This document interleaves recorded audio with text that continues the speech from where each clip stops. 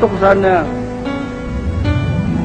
bago umuwi ang mga kabataang nakikinig sa akin, ay maiwan sa kanila ang aral ng Diyos kung papaano sila magkakaroon ng magandang kinabukasan.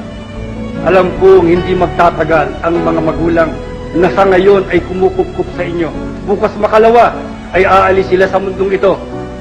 At sa panahong yun, kayong mag-isa ang magdadala ng pasanin ng inyong buhay. Kaya't ngayon pa, maaga pa, paghandaan ninyo kung papaano kayo titindig pagdating ng panahong yon. Sino ho ang pinapangakuan ng Diyos ng maunlad na kinabukasan, magandang kinabukasan sa hali ng mga anak? Pakinggan ninyo ang aral ng Diyos sa Efeso 6:1 hanggang 3. Mga anak, sundin ninyo ang inyong magulang alang-alang sa Panginoon, sapagkat ito ang nararapat. Tuloy. Igalang mo ang iyong ama at ina. Ito ang unang utos na may kalakip na pangako. Ganito ang pangako. Ano? Ikaw ay giginhawa Kita nyo? at lalawig ang iyong buhay rito sa lupa. Sino ho ang pinapangakuan ng Diyos ng magandang hinaharap, kaginhawaan at paglawig ng kanyang buhay? Siguro hindi napapansin ng iba ito.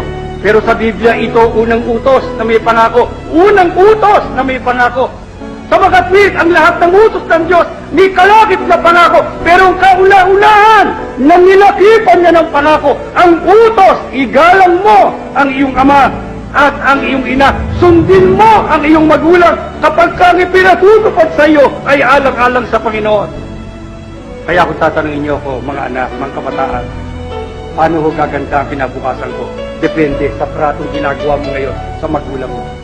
Pagka masama ang trato mo sa magulang mo, paglapastangan ka sa iyong ama at saka sa iyong ina, kakainin mo yan pagdating ng araw. Aanihin mo ang masamang kamalasan sapagkat susumpay ng Diyos ang lapastangan sa kanyang mga magulang.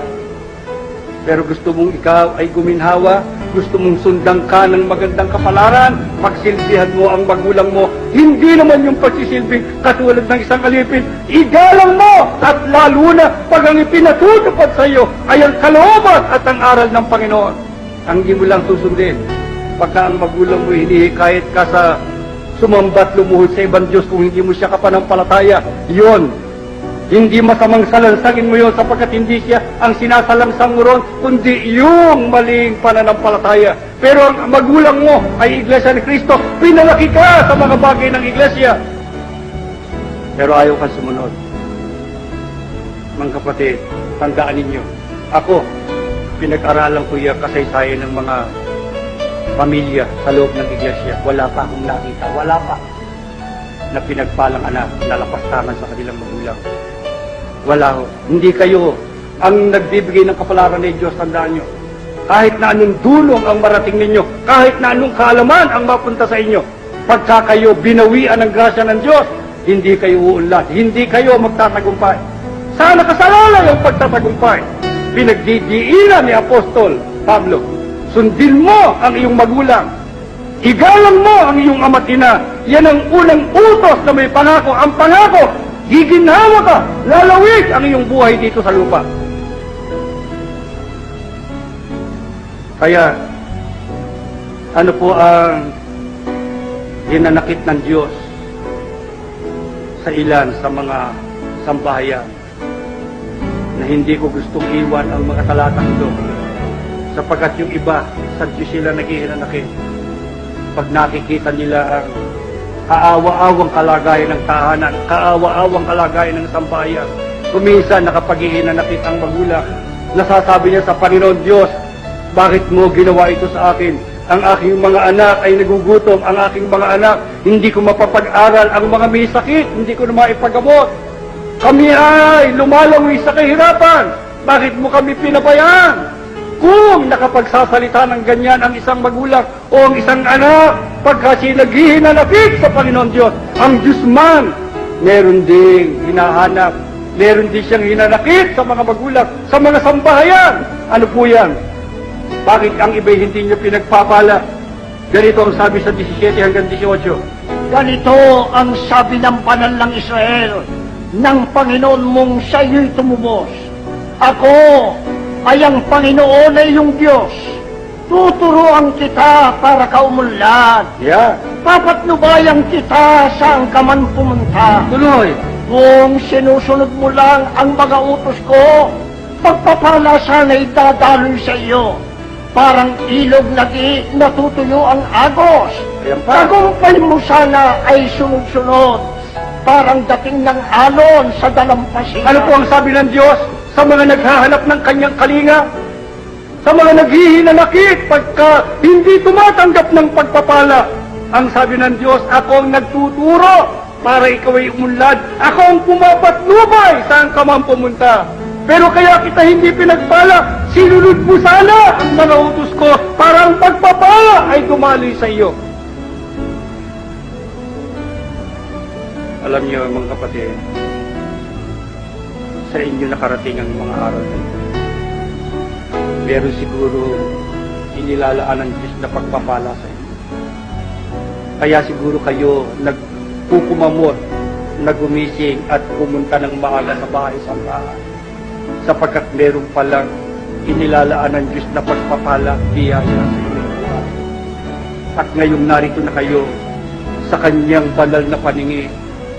Mga kapatid, inaantay ng Diyos ang inyong reaksyon. Inaantay ng Diyos ang inyong pagtugon kung papaano nyo tatanggapin sa buhay ninyo ang mga narinig ninyong aral.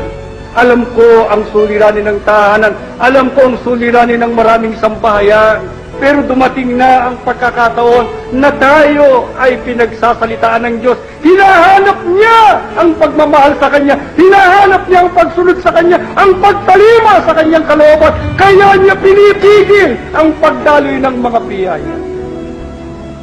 Kaya ako magmamakaawa sa Kanya. Maawa ka sa akin, Panginoon.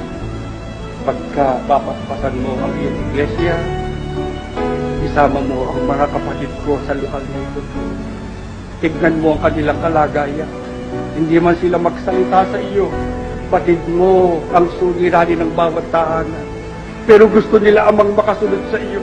Kaya nga sila pumasok sa iyong iglesia. Kaya nga nila tiniis ang pagtatakwil ng ama't ina na hindi nila kapanampalataya. Kaya nila tiniis ang lahat ng mga pag-uusig sapagkat mahal ka nila Ama. Gusto nilang pagsilbihan katigit sa lahat ay makasama ka pagdating ng dakilang araw. Kaya naman ngayon, hinihiling ko sa iyo, halika, babain mo ng basbas, unahin mo mga ama, ang mga amang naghahanap ng ikabubuhay. Mamaya lalakad na naman sila. Ang iba'y hindi alam kung saan sila makakakita ng pagkakakitaan. Hinihiling ko sa iyo, dakilang Diyos na nasa langit, halika ngayon sa mga ama, ituro mo sa kanilang mga sa kanilang paningin, sa laro ng biyaya na maiuwi nila sa kanilang tahanan. Basbasan mo rin ang mga ina na siyang tumatanggap ng biyaya. Kung maliit man ang tinanggap nila araw-araw, ikaw na ang bahala, basbasan mo, palaguin mo sa loob ng tahanan sa pamamagitan ng pagpapalang ibibigay mo para makasapat sa pangangailangan ng sambahayan.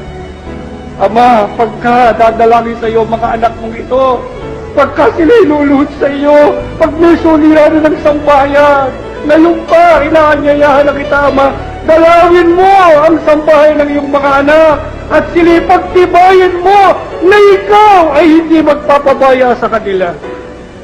Basbasan mo kanilang mga anak. Bahala ka na sa kanilang buhay. Bahala ka na, Ama, sa kanilang kinabukasan. At ang mga anak na narito, ang mga magulang ay hindi pa Iglesia ni Cristo, ikaw ang kanilang magulang. Bahala ka na rin sa kanila. Tawagin mo ang mga magulang nila at sila'y tulungan mo na makapanindigan hanggang sa wakas. Tumayo kayo tayo mananalangin.